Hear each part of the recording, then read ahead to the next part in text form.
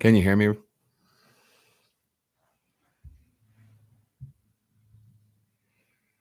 Let's hope there's audio.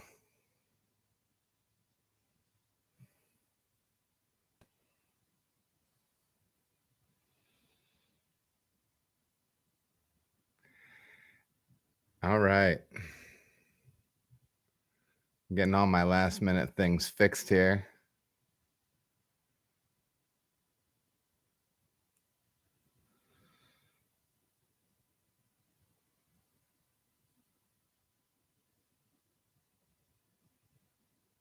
Well, listen, party time. We're gonna we'll give you something to listen to. I'm not sure how much it'll be worth. It's beverage time. Hold on just a second. I think I'm gonna switch out my chair too. Hold on just a second. So I was trying to use a different camera and it did not work. So let me try another chair, see if I like it better.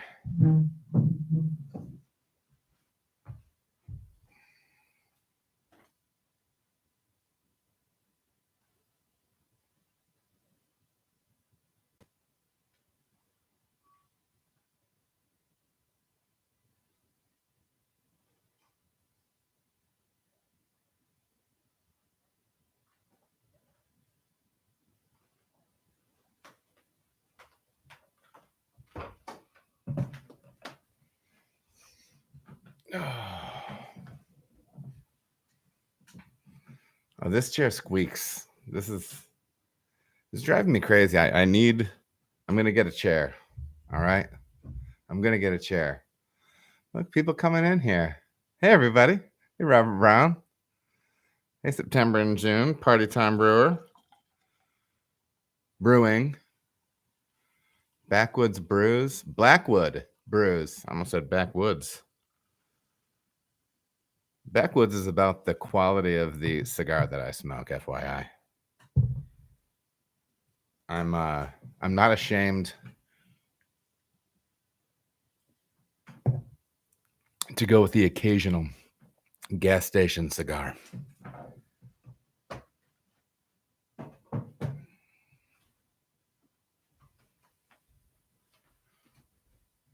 right, we're trying this again.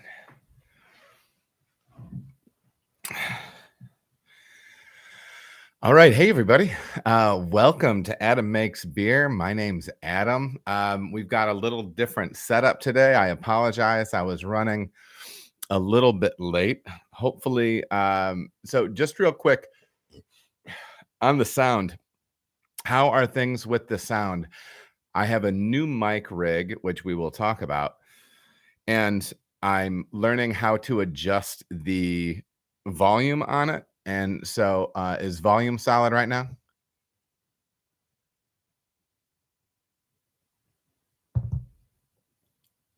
Excellent.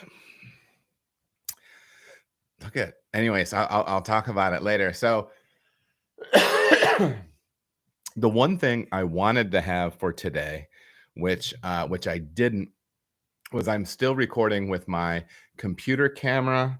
I wanted to record on Purple Rain right here. This is the new phone. The last phone I had for the last few years was actually a company phone. It was a cartridge phone. And so it was also with cartridge being sold, this was also the opportunity for me to just say, well, okay, company phone's going away. I can upgrade. And then the recording that I'm doing in the brewery, which is all still on an iPhone, it'll be on an iPhone 13 now rather than an iPhone 8. So if you're wondering about the purple case on it, it's the exact case I wanted, except it was $10 cheaper than the black case. And when you have 6 kids, you get the cheaper phone case. So anyhow, look, we got a bunch of folks in here. This is fun. We got Party Time. We got Walt. Ulysses, name a man after my Grant's own heart. Oh, that sounds good. January 23. Volume seems perfect. Great. And you might notice an additional richness and tenor to the old voice. It's not just that I've become more masculine, more testosterone ridden. I got a new mic, man. It's really cool. I've got a new mic. I've got a new light. And I'm still figuring out how everything works. Apparently, it's working well enough for what I need it to do right now. I had to get this screen thing for the mic. This is all very exciting. I feel very cool. And I will say this is the first time that I am looking somewhat at myself on live stream video. And I say, that guy kind of looks like he's done this before. I mean, he doesn't sound like it or anything else, but you know, I mean, he looks, right? Looks are important. Adam does make babies September and June. Adam does. That is one of that's one of his it's one of his favorite jokes, which I don't blame him. It's a good one. So before I just devolve too far, listen, you come here for this stuff right here. You come here for the goodies. So let's get down to it. Ladies and gents, what I didn't realize is this is the anniversary episode. Like, okay, I started releasing videos in May 18th of 2022. My lovely wife and I were on the first vacation we had in 20 years together. And it was amazing. We spent 8 days in Austin, Texas, drinking some amazing beer. And what? Oh, that's when we dropped the first 4 videos. And I had been recording since really January, I think 2 or 3 of last year.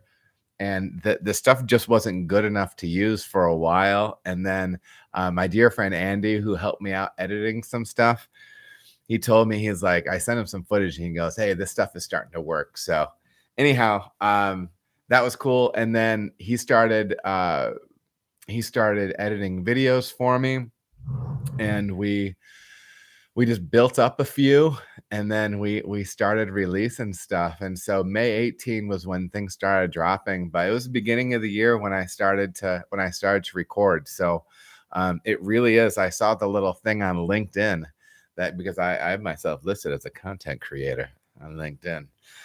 And I'm gonna have business cards, by the way. They're gonna be dope. But yeah, so it's 1 year anniversary. It's been wild and great. And you're going to hear about the exciting things that are coming up today. There's more stuff. So I might get more emotional and say more at the end of the show about all of that. But first things first, I have new equipment. I have a new mic. A mic so cool that it needs like its own power station and special cords. I've got a light over here that's not like a ring light that is in the center of my glasses. I don't know like what light settings to use. I didn't have time to mess around with it to kind of see what it'll look like. But I mean, I'm already looking better here. I just need to figure out the one camera thing. But I'm not gonna cry too long or hard about that. Some cool things coming up. I have 3 collabs this month. I'm going to be talking with Dudes Brews on January 14th. If you have not checked out their YouTube channel, jump on there. Some UK folks that I'm going to be talking to on the 14th. I believe it's a live stream. But so stay in touch on Instagram, whatever, and you'll see what's popping there. I just had Hops and Gnarly into the brewery for a brew day, and they did some recording and checking some things out. We were brewing a batch of Sabo when they were in.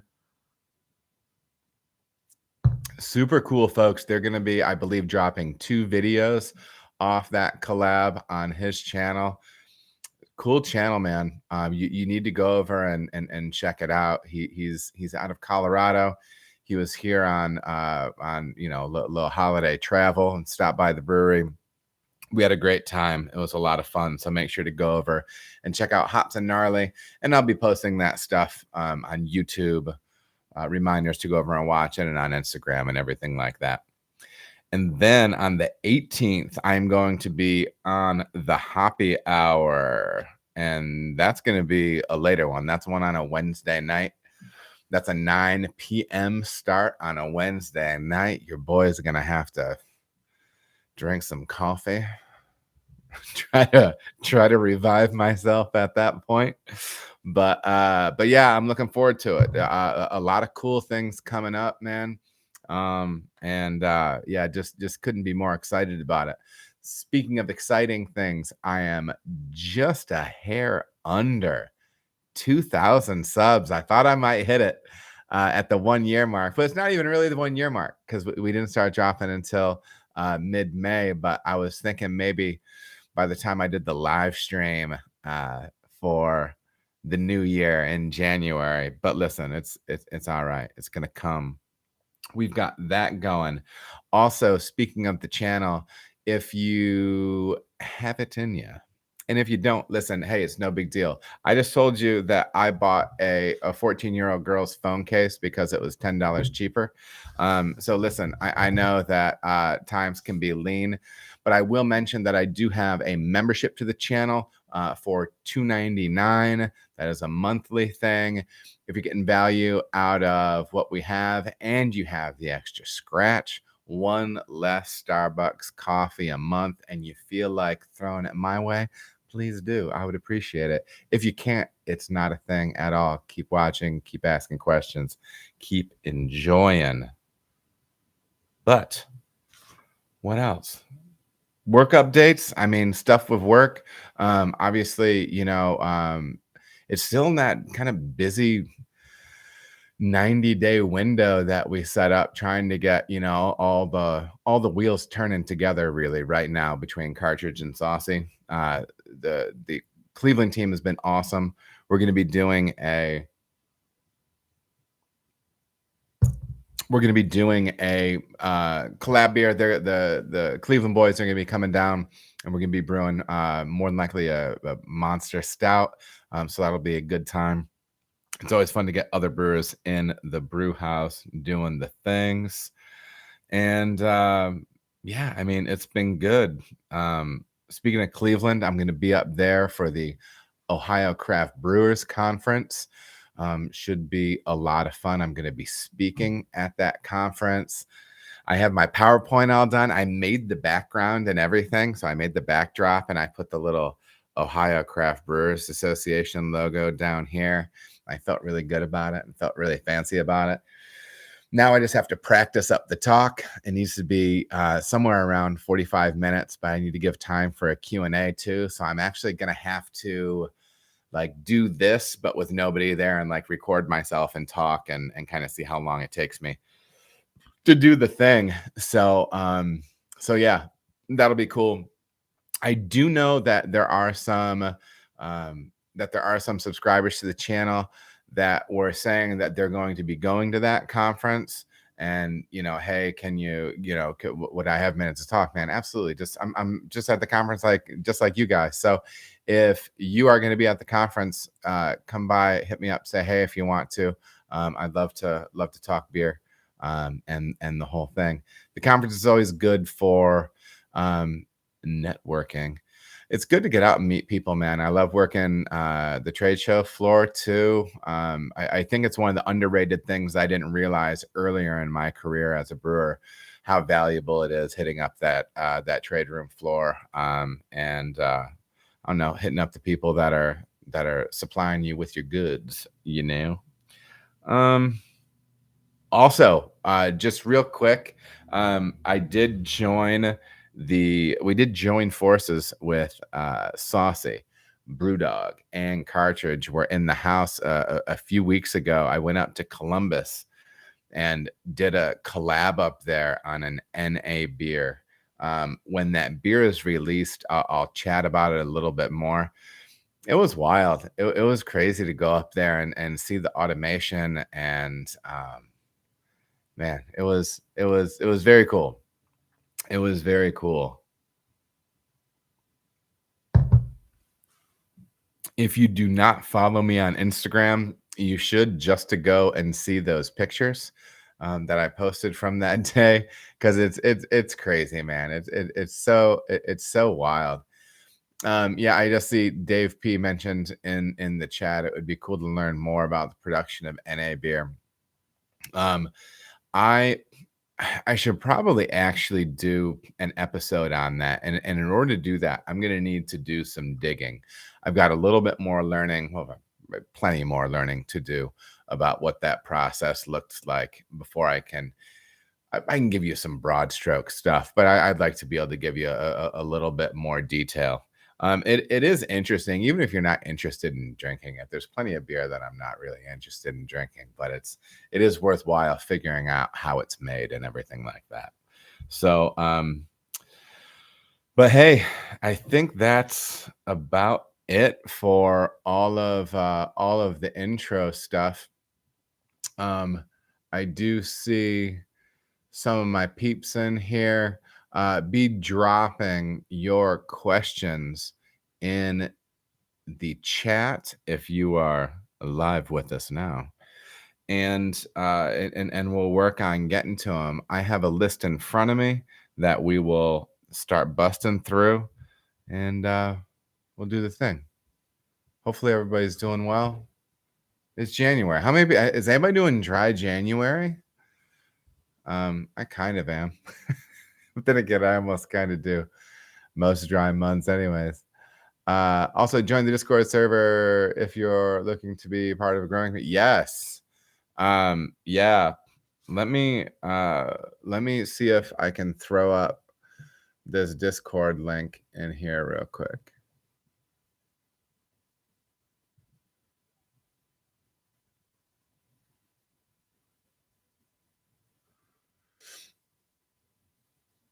Pardon me for just a second. Yeah, a cold can cause some dry January. That's no fun, man. I know stuff has been going around. My mom was visiting for Christmas, and apparently right when she got back, she got like super sick, like stomach flu and everything horrible like that. So let's see here. Let's see what I can do.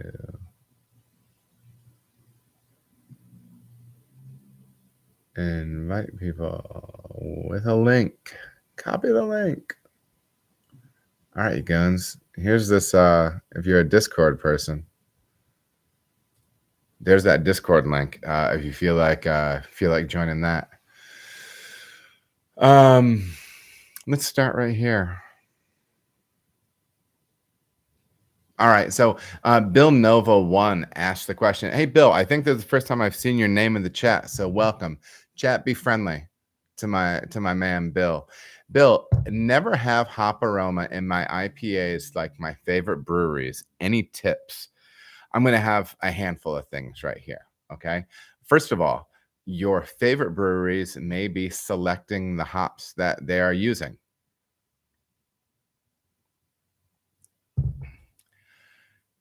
That means that big breweries that get to go out to hop selection are probably taking the cream of the crop. And so there's the potential, if you are not selecting your lots and or just waiting for a smaller package to go out to people on the homebrewing side, there's the potential that you are not getting the cream of the crop. Okay. Also, your favorite breweries might be using hops that are fresher than you. They might be storing them better than you. And the other thing that really helps to maintain hop freshness and crispness in a beer is lack of oxygen pickup during the brewing and packaging process and fermentation process. I will say that it is far easier to make a beer with lower dissolved oxygen on the pro side than it is on the home side. That is if you are using what I was using when I was brewing at home, which was glass carboys, my racking pump thingy, the what was that? What's that instant racking arm thing? Does anybody remember that? Anyways, that Insta Rack or something. You'll know what it is. But yeah, I used those, and you're introducing oxygen to into your beer when you do that stuff. You can take tons of steps, but that's one thing that I would say is probably the biggest factor. And then another one too is obviously freshness is a big thing. I'm in Yakima and hitting up the same farms. I ferment under pressure with no oxygen. Okay, so that's a good follow-up. And yes, it is an auto siphon, Dave. Thank you. That is what I was trying to think of when I was saying the other thing. Volume of hops and potentially contact time. That stuff can play as well. So yeah, he mentions that he's fermenting under pressure, which is great. Transferring under pressure, all that stuff is good. And yeah, I mean, I know that when I was brewing on the home side, I remember the first time, I think I made like a Pliny the Elder clone, and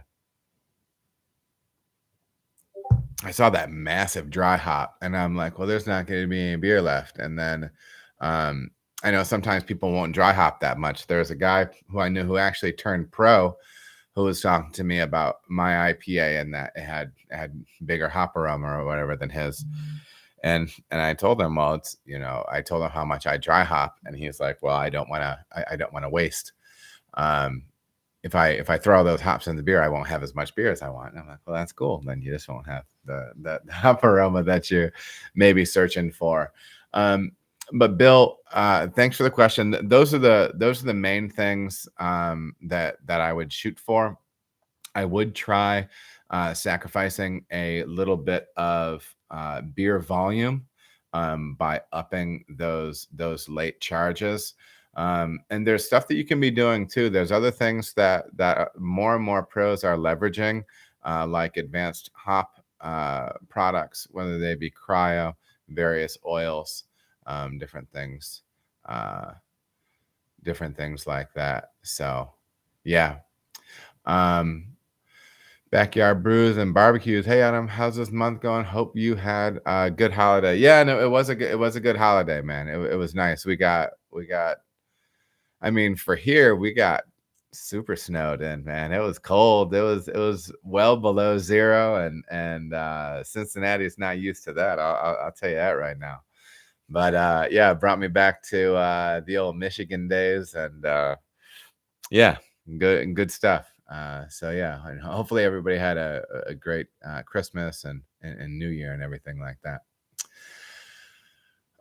Dave P mentions what got my hop aroma up to commercial levels by getting an SS Brewtech unitank to cold crash and carbonate in the same vessel, transferring oxygen free right into a keg. That's interesting.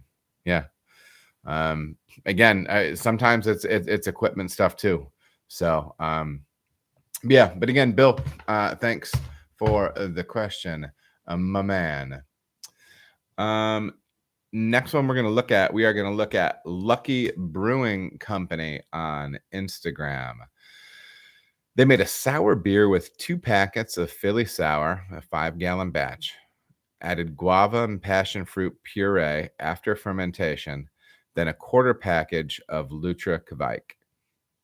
The original gravity 1060 down to 1004, about 7.3%. I think I'm regretting the Lutra. I've been watching some guys at Kvike after the Philly Sour. I should have went with my gut. I hope it doesn't kill the tropical aspect. I'm nervous about not leaving enough headspace for carbonation. And if I do, oxygen will ruin the beer, because Lucky is putting this beer into cans. Headspace or not, or no headspace, as far as getting this beer into a can and doing natural carbonation with it. So a few things going on here. I'm going to say that any fruit character that you have from your yeast choices of Philly Sour and the guava and passion fruit should probably survive, even though you did kind of like a mini co-pitch with that Lutra.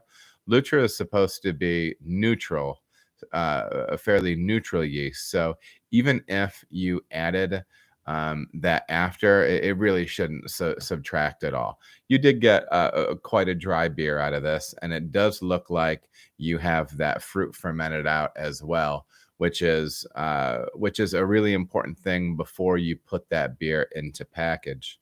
Hopefully you feel as if it's tasting well. It sounds like a yummy beer this far. And then ultimately the question ultimately comes down to it's a packaging question and it's a canning question. So when you are canning, which blows my mind now, like putting my home brewer cap back on, because apparently I always wore a cap when I was homebrewing. Putting my homebrewer cap back on, it blows my mind to think that people are canning beer at home. That's crazy, but that is where the technology or equipment has gone, right? It's definitely gone that direction. So what I would say is, if you're doing a 12-ounce can, a 16-ounce can, I would take a measured 12 or 16 ounces of water, pour them into one of those cans, and get a visual as to where that line is. Those cans are meant to have that much beer in them. It will leave you with the necessary headspace for a re-fermentation in the can. Okay. I don't think it's a good idea to run that all the way up to the top. It does seem to be very helpful in order to have that a little bit of headspace, whether we're talking bottles or cans. And that's what I would recommend and suggest going about it. Okay, chat is popping. We have Jamie Tripp, my man. Sorry, late to the party, Adam. No worries, baby. You know we're here. I love this Cannular Semi-Pro. Is that a thing? Cannular Semi-Pro? Is that like a product? I have no idea. Yeah, cannon beer is sweet, especially if you want to be sending it. You mentioned, especially for competition. Yeah, it's pretty awesome. Cannular Semi-Pro. It's a canner. Dang, man, things have definitely changed. Okay, cool. Let's jump into the next one. This one's from Marco from Instagram. Hi, Adam. I'm not sure if you already answered this, but could you talk about advanced hop products like Incognito, Lupomax, Cryo? I want to buy some of those, but I have my doubts. Marco, my man, don't have your doubts. I say go and buy them and do your thing. Give them a shot. I have enjoyed the advanced hop products that I've used thus far. I've not used a ton. Really, I've just been building my experience with Cryo in the past year, and I really like it. I feel as if my IPA has taken steps forward by utilizing it pretty aggressively in the Whirlpool and also in dry hop. I say go for it. I am dying to play with some of those other ones as well. Like you mentioned, Incognito, and I can never remember what the other one is. There's Incognito.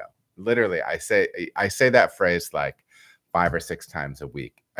Because when we talk beer or whatever, I can't remember what the other advanced hop product is other than Incognito as far as the oil. Anyways, it'll come to me. But there's a lot of cool ways to use those things. That's kind of a goal for this coming year. I would like to dig into those products a little bit. And actually, what I should do is I should hit them up and see if they want to ship me some for free, and I'll do an episode on it, and try to leverage this channel a little bit so I can do some experimentation on the house. So, but yeah, I say just go for it and run with it, man. I think I don't think anything is like the magic bullet, but I do think that I don't know. I do think they're a nice tool. They're a nice tool, and I'm looking forward to getting into them a little bit more. Hey, Chris Palmer. Hey, from Colorado. I finally got here for a live chat. I'll be brewing a 12% beer tomorrow. Man, I get it'll get put into a rye whiskey barrel I got from a local distillery. Chris, how big is that barrel going to be? How big is that batch of beer you're making? And just so you know, I am still on the clear, a little bit of tequila, a little bit of seltzer water, you know. So, anyways, let's jump into another one I have, and this is some people piggybacked. Listen, I've been so busy, you guys. I feel bad. I've not been in Discord a ton. For anybody just joining, there's a link to our Discord group that you should go and check out. Our growing Discord community. Jump in there and talk beer with us. I pop in when I can, but I will say, and I kind of mentioned it in the kind of the opening of the show segment. There's been a lot of stuff going on, man, and I feel bad. I've actually like stopped answering questions in on YouTube, like in the comments, and I'm using some of those questions for like this next one is one that came from a video question. But dude, between making videos, setting up collabs, and trying to start, I am working on looking for sponsorships right now as well. So I started that, and man, it's a lot. And we'll see as time goes by.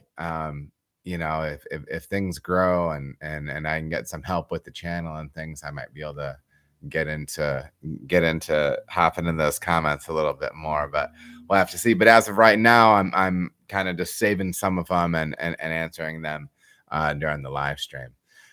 Chris Palmer did mention it's a 5-gallon barrel. I'll brew 8 or so gallons so I can have a small keg of non barrel age to have on tap. Sweet, man.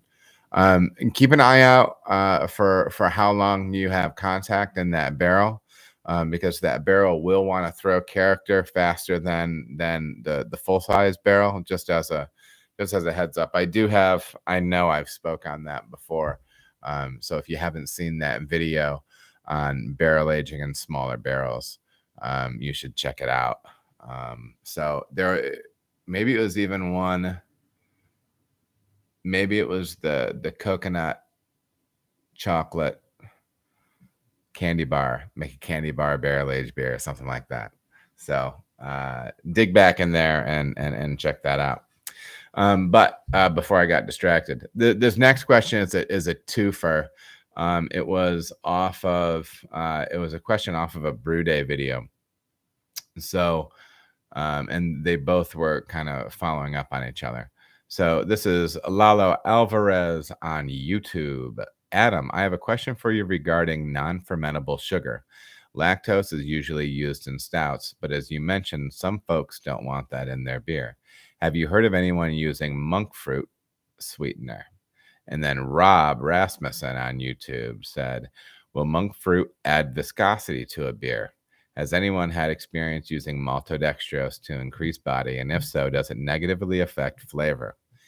I'm going to say a few different things on this one.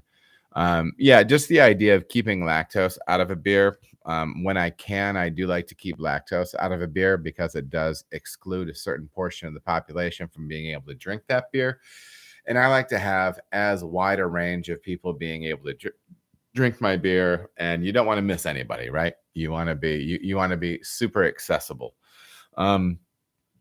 So yeah, I mean, it's kind of one of those situations where lactose does bring some nice things to the table. It does bring a nice body. I do think it kind of has its own flavor as well. It blends up really well in those darker beers. It gives a little bit of creaminess, some softness, some roundness to a beer. Um, so I see what you're saying when the conversation kind of then turns toward monk fruit and then also toward maltodextrin. First of all, monk fruit is interesting, and as David P mentioned, Dogfish Head did do a monk fruit beer, and it was like a low cal beer. It's also like a keto type product because it's very sweet tasting and can add sweetness to something, but it doesn't have any actual sugar carbs along with it, and it is known to have some body to it. So when I was researching this question, I pulled up this stuff because I am currently eating keto, and so I'm like, well, maybe I'll get like something to mess around with at the house, use it as a sweetener, try it out, like see, like use it in my coffee. Does it bring body? Even with coffee, right? Something that might sound kind of silly, but we tried to figure it out, right? And I looked at it, and the stuff's not cheap, man. And so it kind of it kind of made me wonder, and maybe it's why it hasn't swept the nation. Is monk fruit does seem to be, or those, they have like extracts, concentrates, powders.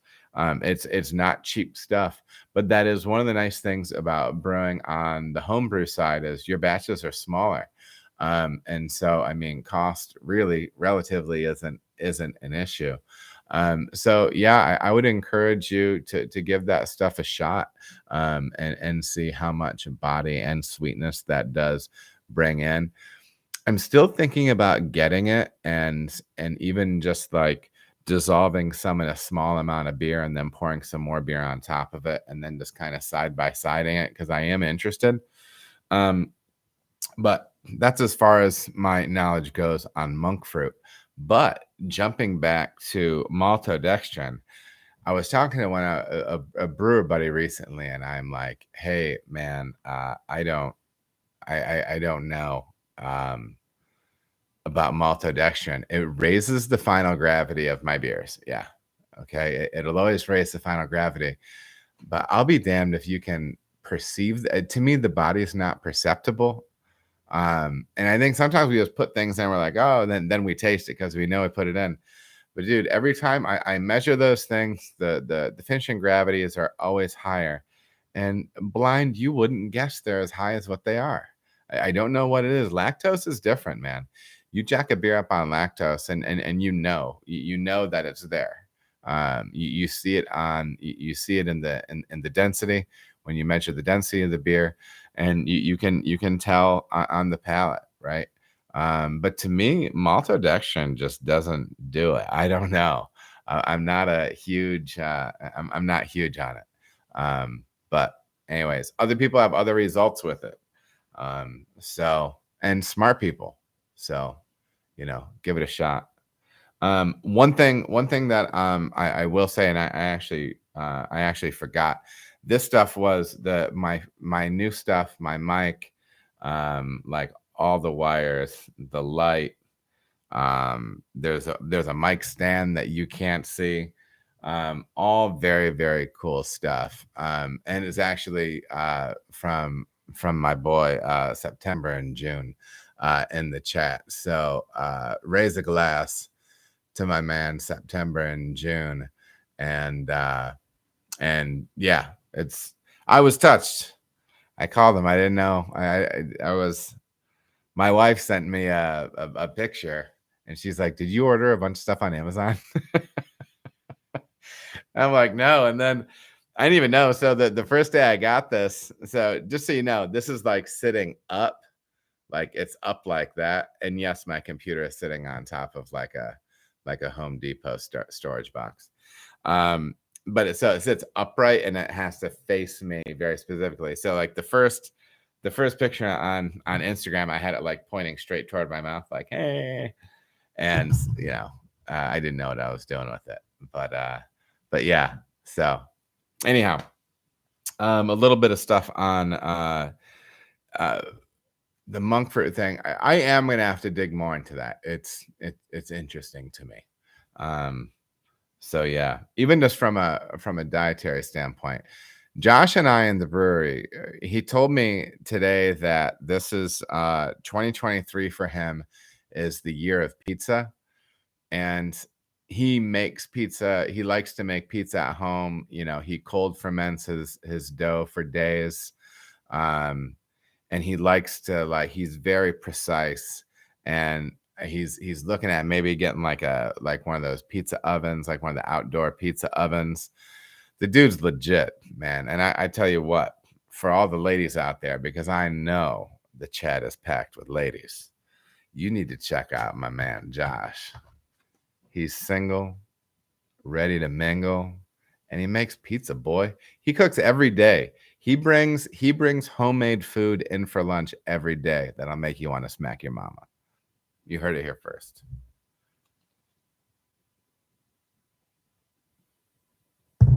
Um, Corey Holbrook on YouTube. I'm a seasoned brewer, going back a long time, but I do have a question about adding water when you miss your temp.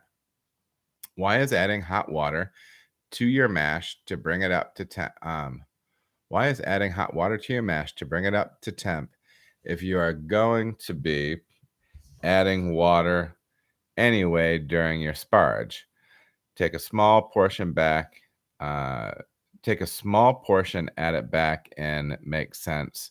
But you said it's last resort. Why? And then I said, do you mind if I answer this live? And he said, that would be awesome. Thank you. Love your straightforward way of talking about beer in an intelligent manner without treating home brewers in a condescending way. First thing I want to mention is the treating home brewers in a condescending way. I mean, I don't know. I mean, the thing that made me want to be like a competition animal when I was homebrewing was I felt like when I was getting into the judging scene, I didn't feel like, I don't know, like I wanted to be there. I'd be helpful. I used to drive like 3.5 hours to be able to judge. And then I don't know, I felt like people didn't want to I don't know, like welcome you in or something like that. And then my thought was, well, okay, if you're not going to welcome me in, I'm going to destroy you. And so I will enter, 30, 40 beers in a competition, and I'm just going to try to smash you. It's not a healthy way to live life. And I've grown up a little bit since then, but that was one of the things I did. So to me, it's like, I don't get it. I mean, there was always a point where, first of all, I mean, there's homebrewers that know more about beer than I do. There's pros that know more than homebrewers. There's pros that know shockingly little about beer. I don't know. Maybe that's a conversation for another day. But I remember when I got into the industry and I went to a conference where I'm hanging out drinking beers, and I'm hanging out with these people that have been in the industry so much longer than me. And it was clear that they haven't looked at one stinking drop of research in about a decade. And I was like, wow, like they're quoting like old wives' tales and stuff about beer. So anyways, yeah, I mean, as far as being respectful because you're a home brewer, I mean, that's cool. I mean, I made beer at home. It's all good. But that was a kind thing for you to say. But back to your question, it was kind of talking about when I mash in, and we were talking about missing mash temps and stuff like that. I don't have the ability to really heat my mash or anything like that. But I do kind of have the experience of doing it long enough that I know where, ballpark of where I'm going to get when I'm doing that stuff. So yeah, I mean, that's kind of that. And I said that it's kind of last resort to be trying to boil water and add it back in later, or in this case, well, if you're just going to sparge later, um, you know, first of all, the things that are going on in your mash, like that initial strike with my mash is really it's one of the most controllable chemical reactions that I have in the brewery. I have a measured amount of water at a specific temperature coming together with a measured amount of grain and a measured amount of salts and acid. And I know it's coming out of that. I hit my pH numbers. Dude, it's great. I hit my temperature numbers. It's all good, you know. But that's a very I don't think I don't think I want to say this, but it's like a static equation, right? There's really no variables there. So you can add boiling water back in on top of that, but you find out though, like it's not like you can just get like, okay, so say I'm at 143 and I need to get up to 153. You're not going to hit that mash with, a couple barrels of 160-degree wort and get you anywhere, or 160-degree water and get you anywhere. You need to have hot ass water and you need to be pushing it back on there. As soon as you start doing that, you start disturbing what to me is that delicate chemical reaction that I just created in the mash, right? And then I'm rerunning water numbers because I want to make sure that my pH is still appropriate. I don't want to push my pH up during that and start pulling tannin out of that grain. And you might be able to see my OCD popping up here. That's my main reason why I'm saying that, Corey, is you can do that stuff, but it's all getting me away from the initial thing that I wanted to have happen in that mash. But yeah, to me it is kind of last resort. I would rather probably pull some of that mash and boil it and move it back to the mash tun. I would rather run some sort of mini decoction before I would want to be adding additional water in. But thankfully I don't have that really happen to me much. And yeah. So anyway. What else? Corey, thank you. Oh, it's a two-sided sheet of paper here, everybody.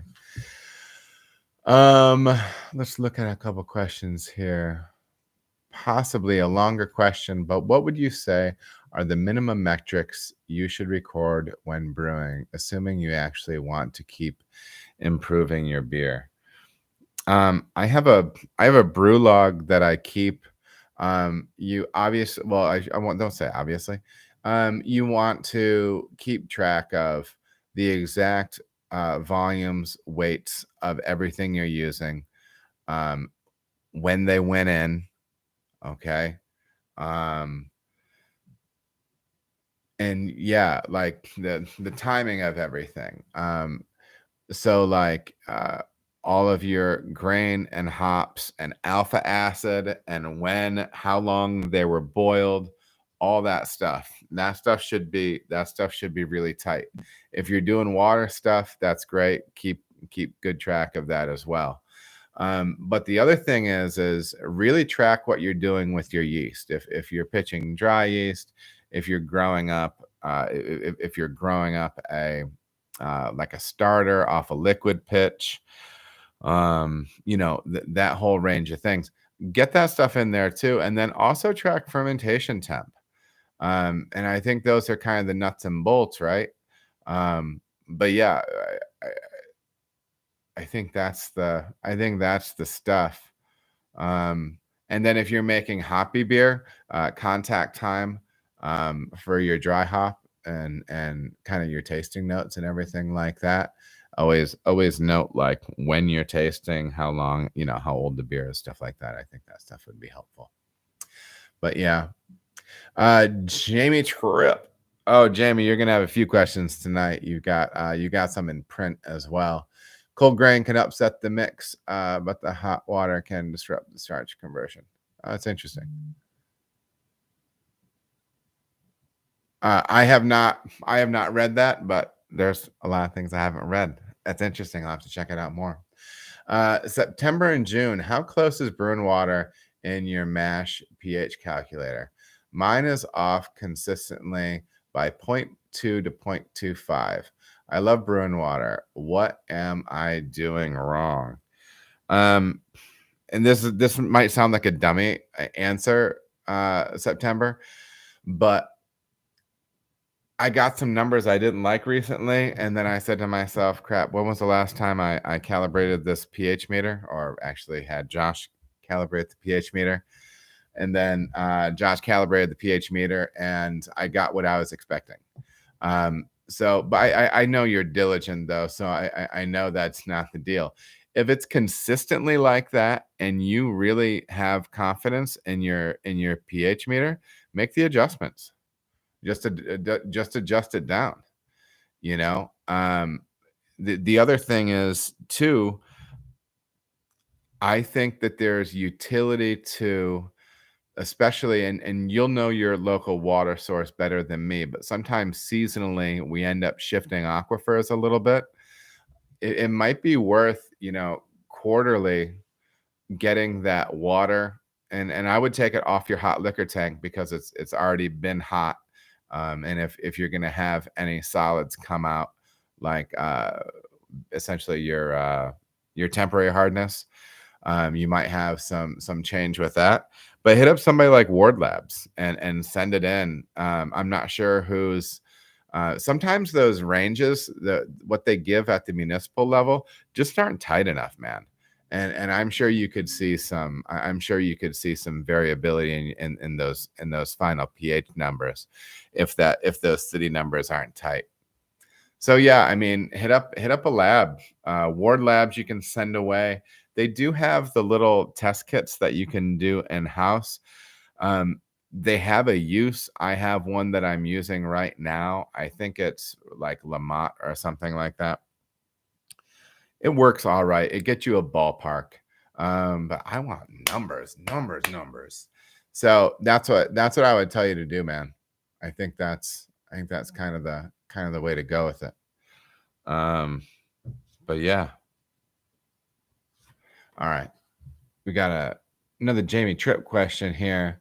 Assistant brewer member, Jamie Tripp. Hey, Adam, I'm going to brew a winter saison. Any suggestion, yeast and hops? I'd like to highlight a white grape and farmyard funk. What do you recommend for residual sweetness in this style? Almost forgot about thiol powders. Any experience or ideas of dosing? Few things.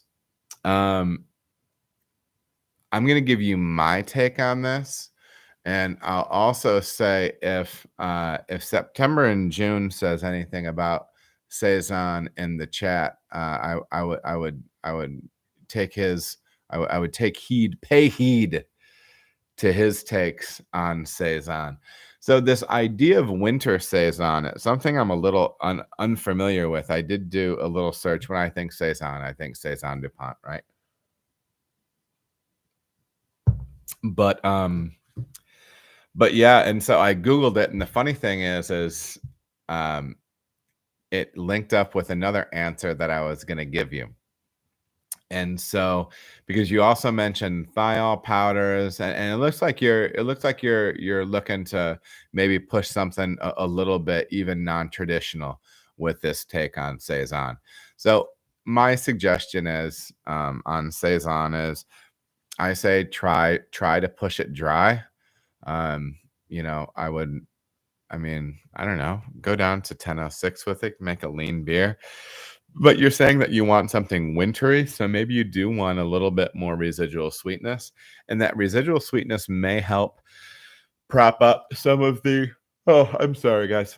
Some of these that may help prop up some of these.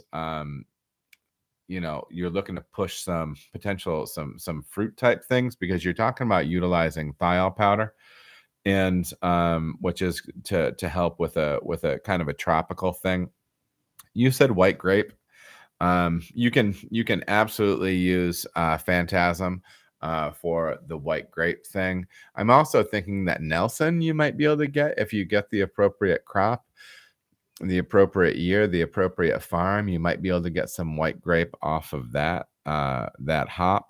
Me personally, the strain that I am most familiar with on that side is B64 Napoleon from Imperial. Shout out to Nina over there at Imperial holding it down, servicing the brewing community with yeast and quality service and advice. Anyway, I'm gonna see Nina at the conference coming up. We're gonna high five. Anyway, I'm gonna suggest the same source twice. Here's one. I would recommend when it talks about thiol powders, and all of you, please go and read this article. It's so good. It's so interesting. Even if you're not into making hop forward beers, there's an opportunity to do some really cool stuff with the thiolized yeast that's going on right now and mash hopping. And it's not, anyways, you need to read the article called The Locksmith, Utilizing Bioengineered Yeast and High-Bound Thiol Precursor Hops and Phantasm Powder to Thiol Drive Beers. It's a long title, but scottjanish.com, SCOTTJANISH.com, hit blog, and Locksmith Phantasm. You need to go and read that article, man. It's a mind blower. It's crazy, crazy stuff. You should really, really go and read it. Just to understand what's being done right now with those genetically modified yeasts. I think I'm going to get a chance this year to mess around with some of that stuff. I already have a batch of Sabo, our standard IPA, on a fermenting on a yeast called Heliogazer from Omega, which is like a ramped up. It's like a super thiolized strain. So yeah, cool stuff. You should read that. So I would point you there for that answer first. But Scott Janish also Google Scott Janish and Winter Saison and check that out. He has a take on there too. It was one of the first things. That came out. My gut on that is I like Napoleon from Imperial. I find it more fruit forward, less spicy, and so that might work well for you.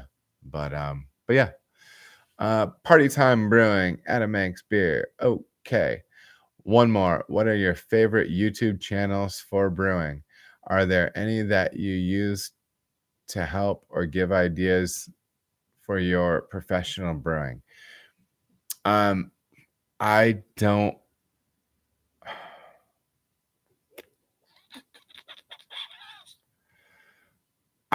watch brewing content on YouTube. That's it. That's the answer. Sorry, it's not an exciting one. I do know that there's a lot of people making good content out there. I just honestly, when I watch YouTube at home, when I watch YouTube, I watch at home. I watch YouTube for entertainment and for as Google, right? If you want to know how to fix something. I watch it for entertainment, and for me, my family is like almost always around, and so like I'm not like, I don't know, it's usually entertainment stuff. But what I do really watch when I watch YouTube, and this is the geeky thing about me, is I try to see what they're doing well.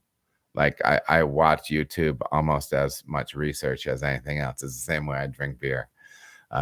So yeah, I watch YouTube the same way I drink beer, like a dork. So anyhow, but yeah.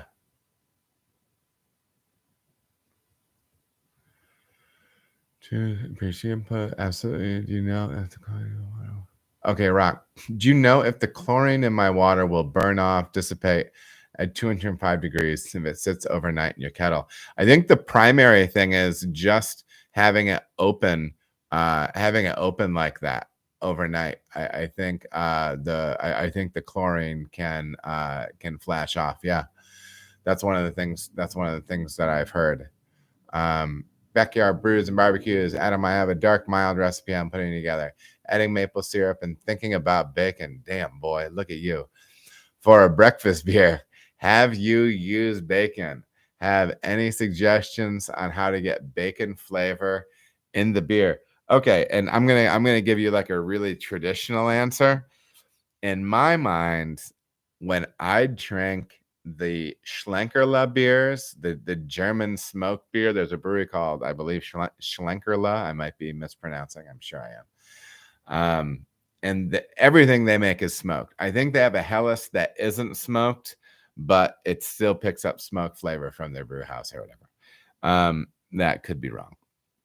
But, dude, everything, all those beers to me taste like bacon.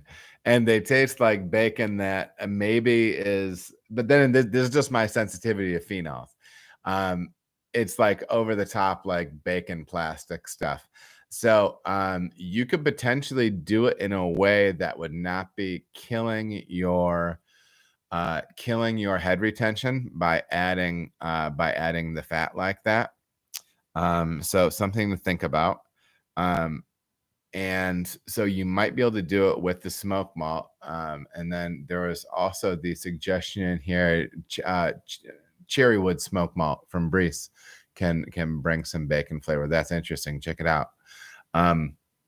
Yeah. So the other thing I would suggest, so this maple syrup is going to essentially just ferment, and the volume you would have to use, it might be worth looking into using fenugreek.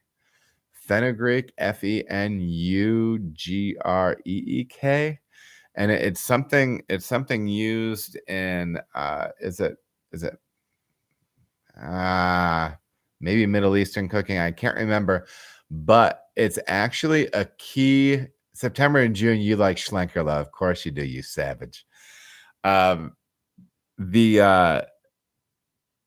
fenugreek, though, is actually used to create maple syrup like extract, like that flavor. So I would check out using fenugreek in that. You can use real maple syrup, add it in there, but if you want to bump up that a little bit, dig into using fenugreek in your beer. A buddy of mine years ago, gosh, it feels like a lifetime ago. Shout out Pat Hyde. He was in a fun brewing competition thing, and they would get like a silly item that they had to use, a mystery ingredient or whatever, and he got fenugreek. And that's what we ended up talking about. And it does give, you smell, it does kind of give this maple syrup type impression. So check it out. Yeah, absolutely. Molasses, vanilla, that's a nice combination as well that can help amp that up. Well, listen, I am dry, and I'm gonna go grab another beverage. You grab another beverage, potty break, and then we'll be right back. Okay, I won't be long.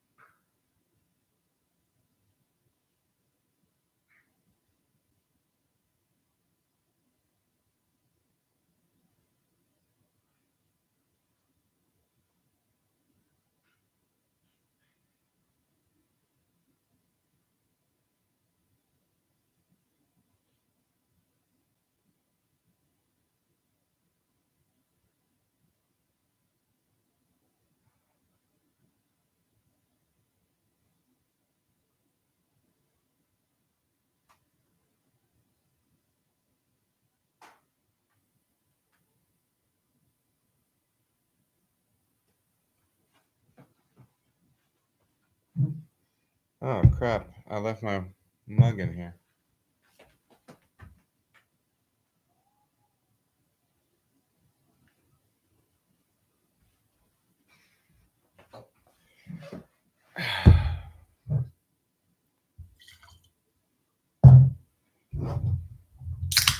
A little shot and pop.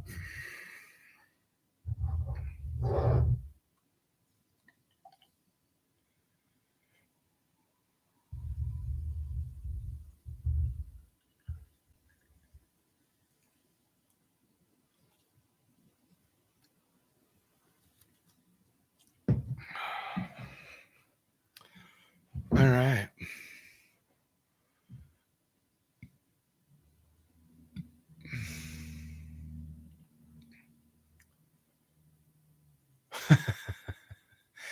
You wish you heard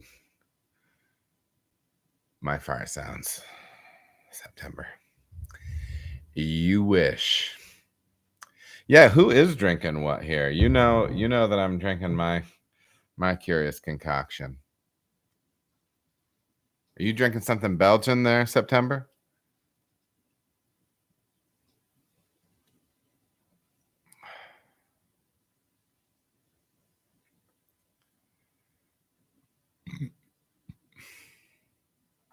Orval. A couple of years ago, there was a bar up in Traverse City that was selling vintage years. And so I think I bought them side by side. I bought oh Lord, that was a lifetime ago. Feels like. I think I bought like a 2019 and a 2015 or something like that. It was cool. It's cool that Brett does things in there. Chris Palmer, while we're waiting, has anybody here tried and succeeded with 100% malted rye beer? I will say Griffin Claw sounds like a Harry Potter name, I know, but it is a brewery in Michigan, if I'm saying it correctly. Griffin Claw, they did 100% rye beer for a festival years ago, and it was like this amber hoppy thing, if I remember correctly. And I think the only reason they could do it is because they have a mash press, which you essentially powderize your grist, and then it goes into this individual pockets, and it completely presses everything out. Pretty wild stuff. It was the most viscous beer I've ever drank. That is the truth. But yeah, I mean, give it a shot. I have a feeling you're gonna want to have plenty of rice hulls and the like. That's some thick stuff. Yeah. All right. Well, let's get back to it, ladies and gents. Casey on YouTube. Have you found leaving dry hops in a beer for more than 3 days leaves a vegetal flavor? I just brewed a split batch IPA that was dry hopped with different amounts of the same hops, Calypso and Simcoe, and both the hops in them for 4 days. Both have that astringent vegetal flavor aroma, unfortunately.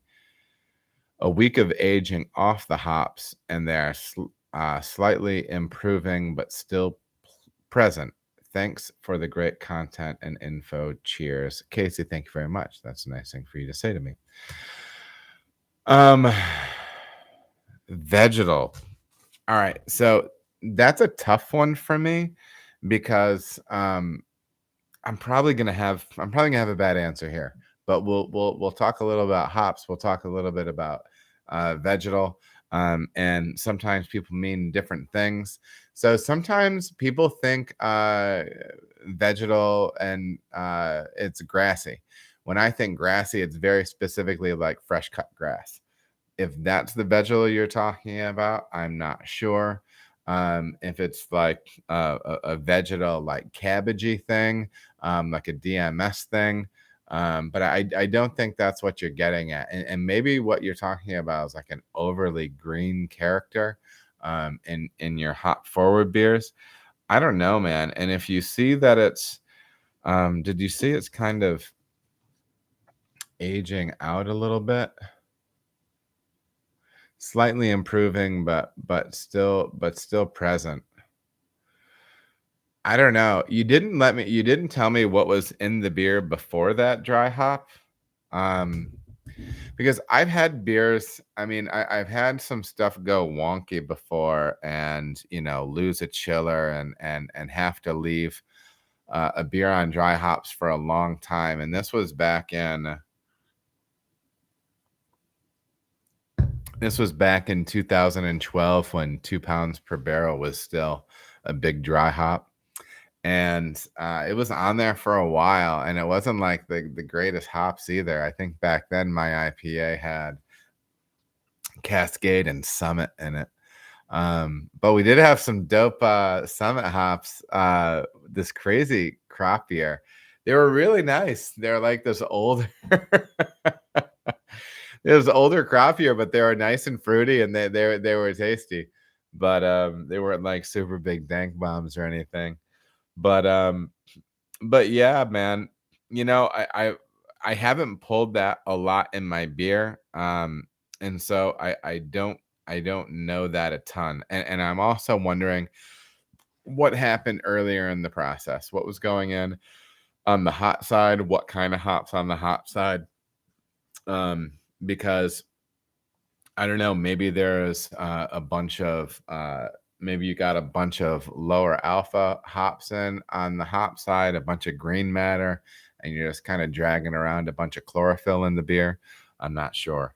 But yeah, not the best answer there. But listen, here at Adam Makes Beer, we do the best we can, you know. But Casey, thank you for your question. David B on YouTube, great series and very educational. Why do you pull some of the wort off the mash tun before starting your sparge water? I thought you wanted to keep the grain bed covered to help push residual sugars out of the grain bed. At least that's what I've researched on the homebrew side of things. So that's a great question. This is one of the things that I do that I probably don't need to do. I read an interesting, listened to an interesting talk, and subsequently went back and reread and looked at the slides, whatever. There was a talk at CBC years ago where there was a larger brewery that was talking about making high gravity beers and utilizing this technique of running the ultra dense first wort into the kettle for a while before beginning to sparge. Okay. Because sometimes I think people want to think about okay, so here's the depth of your liquid of your mash. And okay, here's my first wort, and I'm gonna start sparging, so spraying water on top. And then this whole block is basically just going to move down and then just go into the kettle. There is some of that, but then there's also dilution that's going on, especially depending on how fast you're sparging and everything like that. What the research was showing, what they found was by running some of that dense wort off first, and then using the small sparge that they're using for making these really big beers, that they were getting a little bit more extract out of their mash. It's something that I've chased with smaller beers, all my beers I do that with now. And so what I will do is I'm usually mashing in with between 1.5 quarts per pound to 2 quarts per pound, somewhere in between there. And then I will run usually about 3 barrels off of that into the off into the kettle. And then what I do is, because people will talk about oxidizing your grain bed, and I'm not sure about how much of it is real and how much of it isn't. But I will say I do start hitting that sparge pretty hard at first to get it covered back up again, and then I slow my sparge water down.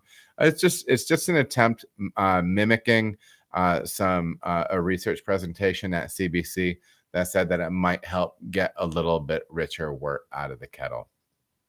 So it's something that I just do, and I do with all my beers. So yeah. Thank you for the question. Robert Brown, why did you choose 04 over 05 for your yeast selection? And this is in reference to the Imperial Stout series that I did. If you have not seen that, I just did a series on a beer that we do called Excalibur. This year is an 11.4% coffee stout. It will be going on tap soon. It's a yummy beer. I'm excited about it. I feel like every time I make that beer, it gets a little bit better. I don't make tons of big beers, and I don't. So this isn't. Well, I tasted it on when we were kegging the other day, and for me, the benchmark is some of those big coffee stouts that I used to get from Founders, or I mean, ultimately because they were his beers, or Nate Walser at Greyline. I just tasted the Imperial Coffee Stout that we made, and when it gives me like that really intense, like I get this like really warm, like nostalgic, like thought of another beer from another time, right? And Excalibur, this coffee stout that we make, it throws me back to shades of breakfast stout from Founders, shades of what was Steamroller, I believe, is like a 9-ish% stout that that Nate does at Greyline. I think at the time we had the joke going. So there's this antique steamroller across the street from Greyline. It was a cool old thing, and so they wanted to name the beer Steamroller. But there was Brazilian coffee going into it at one point. I don't know if they're still using that or not, but this Brazilian bean, and so the joke was that we were going to call it Brazilian Steamroller, but then it sounds like one of those awful adult themed jokes for describing something deviant. But yeah, Brazilian steamroller. But when I smell that big coffee stout that I made, it gives me, I don't know, there's like this connection back to those beers. So that's cool. But I'm not answering your question. Why did I use 04 over 05? First of all, I use dry yeast because dry yeast is a really convenient way for me to get fat yeast pitches on big beers like this. So yeah, I mean that's one thing. The reason I went with 04 over 05, I'll be completely honest, is because I had 04 in stock. Would I use 05? I would totally use 05, and they're just two different things. So I'll answer the question like this. To me, when you're making big beers like that, using 04, you're going to get a fuller ester profile out of it than you would out of 05, even though I still think you're going to get some amplified esters out of 05, simply because you're making a big beer. Big beer lends itself to kicking out additional esters. So I would say, and I could be wrong, but in my experience, I would say that don't expect 05 to ferment as cleanly as a 5% beer as it does on a 12% beer. I think you're going to get more esters out of it. But I use the 04 because I had it, but also it kind of pushes it in that British direction a little bit more. You're going to get a little bit more, you get a little bit more ester, maybe a little bit more body out of that beer. And also another plus is I find the 04 to be more flocculent than the 05, so you can get a clearer beer. I like clear beer every time it's supposed to be clear, and especially in those great big stouts. I don't like that haze in those big stouts. It just doesn't. It's just not as beautiful, you know. And you can say that for other beer styles too, but we don't need to go down the curmudgeonly route right now. But yeah, that's the reason why I used '04 instead of '05. But also how it would have played out had I gone another direction with it. Razor 97 on YouTube talking about the peanut butter cup stout video. Good video, Adam. Did you turn the heat off during the whirlpool, or did you whirlpool at a certain temperature? Thanks. So he is referencing the buckshot video that we posted, our peanut butter stout that we made. If you have not seen that video, I would run back and check that out. It was a fun one. It's actually one of my better thumbnails that I've made, is the thumbnail for that series.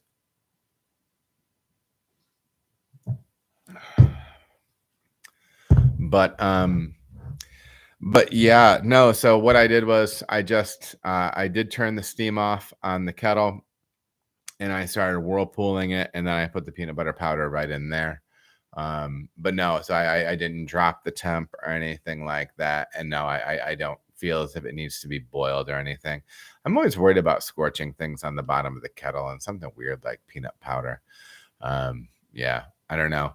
I will say this. I really like the flavor and aroma in that beer. I was disappointed with the foam stand on it, which we're talking about aesthetics really at that point, and maybe you could make an argument for some aromatic capacity, but the beer's really nice. It tastes really good. The balance is good. I'm pleased with it, very much so. But the foam isn't where I want it, and I'm wondering how much I can achieve with obviously the fat from the peanut is the primary issue. It's the worst foam I've ever made on a beer here, you know, at Cartridge. So I might try to look at maybe dialing that back and pushing some extract up and seeing if I can still get a compelling, authentic peanut butter thing out of it. But yeah, a few things from September and June. How many different strains do you use, and how many generations do you use them for? How often, if at all, have you had to ferment with a strain you didn't want? I mean, this is gonna I keep dry yeast in house, bricks of dry yeast in house for adjunct beers. So like Escape is getting pineapple and coconut. My fruit beers, different things like that. I can't repitch those yeasts, so it's convenient to use those dry strains. I feel like in beers like that, if you're going to taste the yeast strain and Escape, the ester profile on that, I'm not doing what I'm supposed to be doing by making that beer smell and taste like a pina colada. That's from an intensity standpoint. So I do use those a little bit interchangeably, but I almost only keep the dry that I keep in house is almost only just the dry 04. But getting back to kind of the rest of your question there, September. How many different strains? I mean, for 2022, it was almost exclusively the Augustiner strain, Harvest from Imperial. And I did run 3470 or Global from from Imperial for a while, the 3470. But then London 3 is what I ferment basically all the ales with, except for occasionally the random dry 04 thing if I don't have yeast ready to repitch for a fruited beer or for an adjunct beer like that. But I do have Heliogazer in house right now. We'll do some messing around with that. My lager strains, I feel confident in what I'm doing to say I feel like I could repitch them 6 times and be all right. I struggle repitching. I had a harder and harder time repitching London 3. The more cryo I started pushing into my whirlpool, because I felt like it was just so much hot matter that was going in there. Because I don't know if you know, but like if you throw a ton of cryo into your whirlpool, that works green, man. I mean, it's not all like chlorophyll and everything, but it's hop oils and that stuff stays green. And I feel like I've had some carryover of flavor from batch to batch, a little bit with my yeast pitch when I'm using cryo hops. So, anyways, yeah. September thinks I have the best thumbnails. I know he's talking not about these because I bite them, and I will say this: my wife, when we were dating, said that my finger looked like ET. That's hurtful. Follow up on yeast and advice for one getting into yeast harvesting and reuse. I have two videos. One on harvesting. Imperial has a great video on Imperial yeast. Check out their YouTube channel. Jump on there. They have great content that they made within the last year covering a bunch of this stuff. But I'll give you practically what I'm doing. When I did not have a microscope, I was making sure that I was using yeast nutrient, trying to be good to my yeast, meaning I was dumping the bottom of the cone. I'm sorry. I was dumping the very bottom of the cone or the dead yeast and the first cells to flock out. I was dumping that and then trying to harvest the nice, rich, creamy stuff in the middle of the cone. And I would do that by weight into a brink. And I typically do that day of the beer that I'm brewing. And then it is immediately getting put into the sanitized fermenter that I'm going to be putting beer into.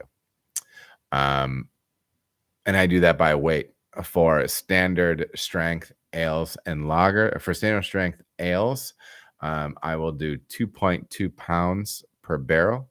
For harvest, and for lagers, I double that and it's 4.4, but I usually just take 4.5 pounds per barrel of lager yeast. That's what I do. If you can scope it up, those videos would be way better at showing you. I will say this: the Imperial stuff is way more professional, but if you want to jump on my channel and watch your boy learn on the fly, I think it's a pretty good one. I was pretty pleased with that video. That was one of the first, that might be the first longer form video that I edited myself. So go out and check it just for the heck.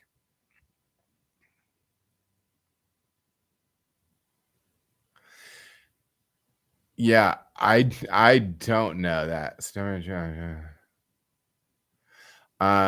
September and June asking the most authentic saison strain. I don't know.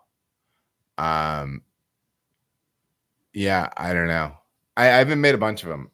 Like I said, I use French saison, the 64B64 from Imperial. That's the only one I've used, and I'm not even sure that that's one of those. Okay, which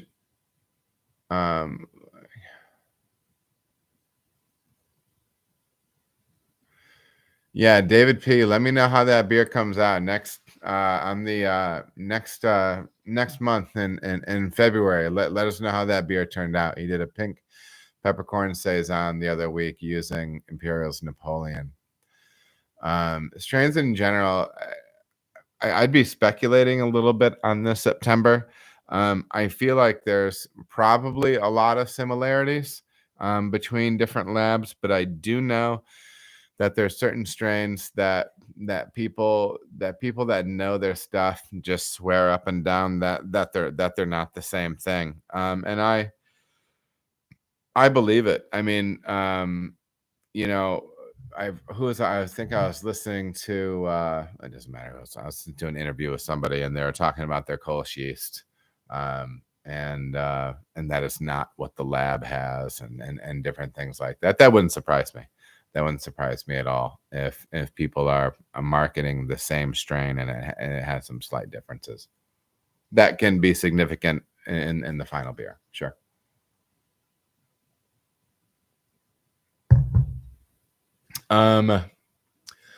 What else? Rosemont Brewer on YouTube. Great video, Adam. I'm very happy I found your channel. I'm a firm believer that it takes a community of brewers to make great beer. If we all share some of our successes and failures, in the end, we will all be better brewers. Your videos are great for home brewers and professionals alike, sharing some of your processes and ingredients in your beers. Many homebrewers share the dream of going pro, and you give some insight into what they can expect. I look forward to seeing how this beer turns out and future video. Cheers. Um, not a question, just a whole bunch of nice things to say to me. But thanks, Rosemount. No, man, and that's that. I do think it's true. Like, and let's be honest. I mean, we are when we're brewing professionally, we are on some level, at least the people local to you. Pardon me. Oh. Especially if you're, I mean, if you're essentially like a neighborhood bar, like size, and like not a huge packaging thing, you're competing with your local drinking spots. Business is business. you know but at the same time, I do think it's a thing. I'm going to try to be getting out and doing a little bit more collabs. I'm talking about like not YouTube collabs necessarily, but like just getting out and brewing with some of the other local people in the area, the local breweries in the area. I think it's a big thing. I think community. Listen, beer is community, right? That's the thing, and that's why it works that way. That's why brewers are better when they are in community. It's because beer is a community beverage, right? That's actually the role that beer plays in society and culture. That is the rightful role of beer, the proper role of beer, in culture and society. So Jamie Tripp says he is pouring the new brewery floor on Thursday. Yeah, boy. It's been a long haul to get there. Congrats, man. Yeah, send those pics. Jamie's got that brewery he's opening up there in Canada. He's going to be slinging those north of the border suds. I'm excited for you, man. And always just hit me up if and when you have questions. I don't know it all, but I'll tell you what I know. Let me see here. Ooh. Look out. Okay.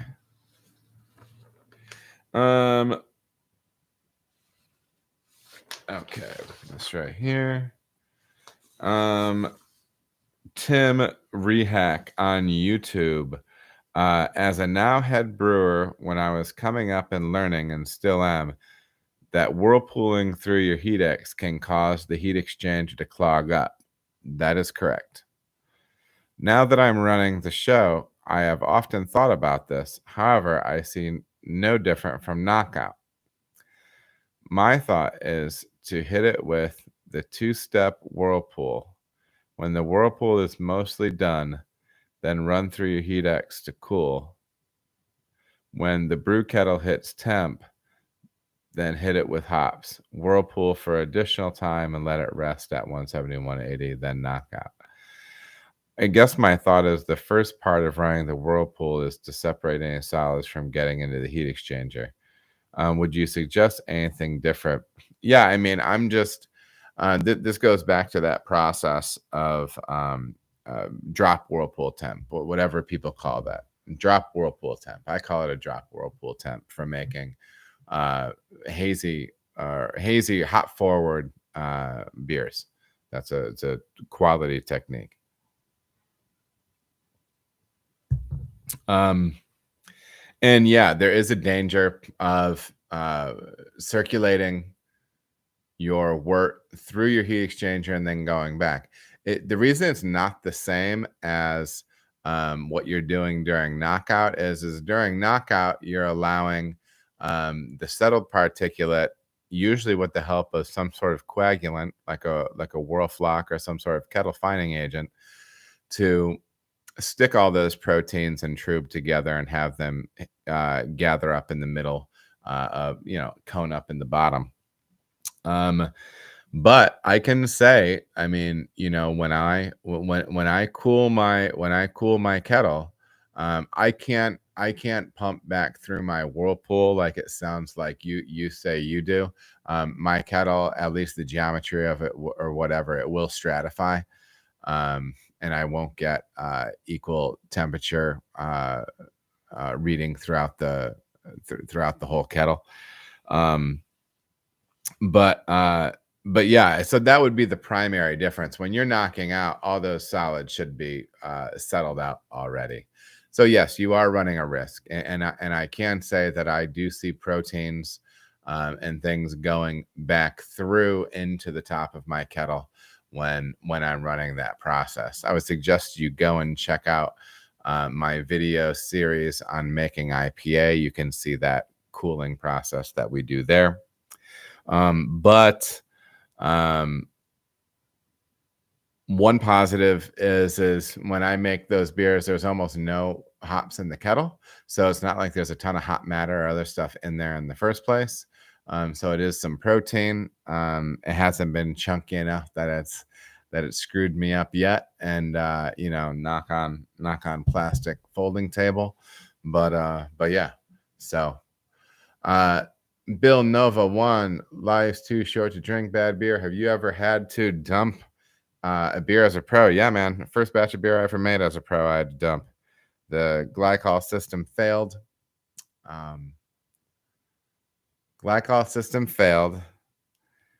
And it failed in this way, where it kept pumping glycol, and then the friction from that was continuing to heat it. So it got to the point where it was actually heating the beer, and I came in and it was like 90 some degrees, and you could smell it was terrible. We dumped that beer.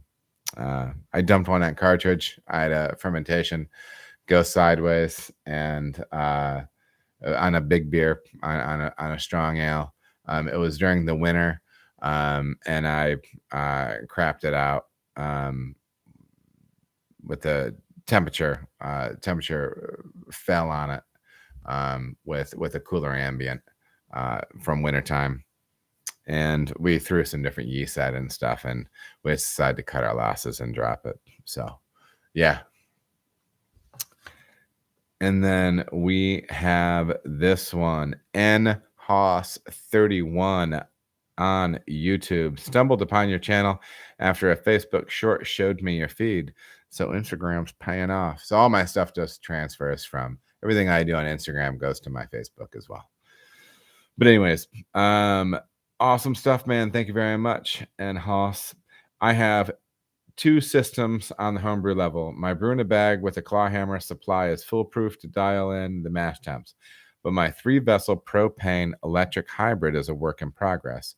I recirc through the electric HLT, but my temp still tends to drop during the mash. I either need better insulation on my mash tun, a converted keg, or I need to raise the temp in the HLT for recirc.